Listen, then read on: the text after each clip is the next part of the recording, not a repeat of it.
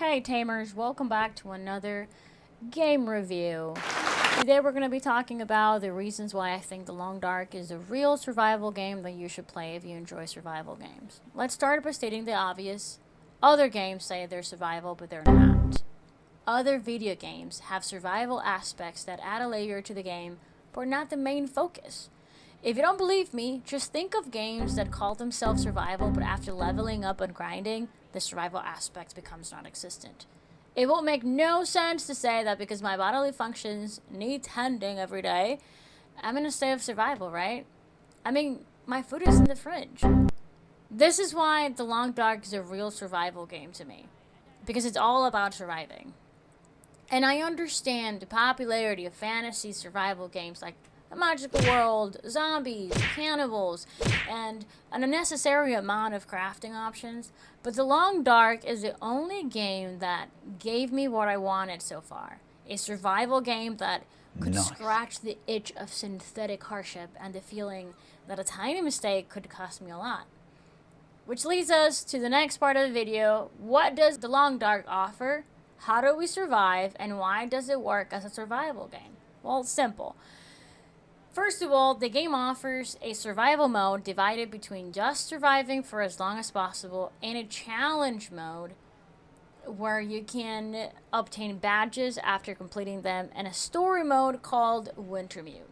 This is the perfect way to introduce the game and its mechanics, not only because it's simplified, but also because the developers created side quests that reward the player's innate desire to explore. However, Wintermute has crafting limitations compared to the other modes. The game starts somewhere in the mountains of Canada with limited resources in the winter. To survive, you have to keep a tab on these markers found in the left lower corner of your screen: temperature, fatigue, thirst, and hunger.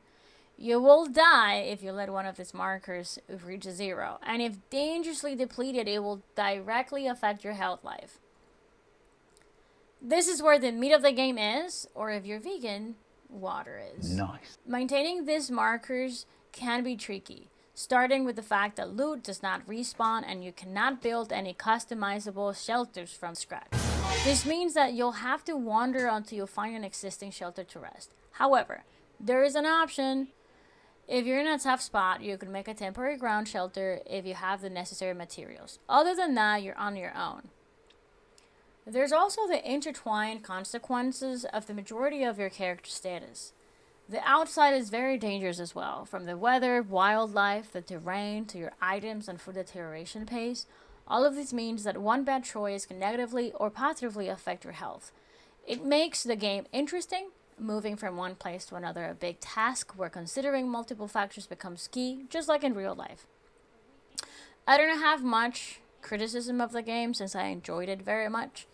However, the game has some glitches in Wintermute that have upset me and made me lose so much time that I have to open an old save file and several times to open and be able to trigger the scene I needed again. But other than that, I think that the developers have done a beautiful job designing the game, and they have thought out the details so beautifully. The only thing I can think of that I think they need to work on is finishing the game. So Wintermute is not done yet, and that's the only thing I would say. So some glitches in the storyline in Wintermute, and also like the ending of the game is still not done yet, and the game has been out for a while. But other than that, I think it's a great game. You should guys, what am I saying? Guys, you should play this game. I give this game 8.5 out of 10.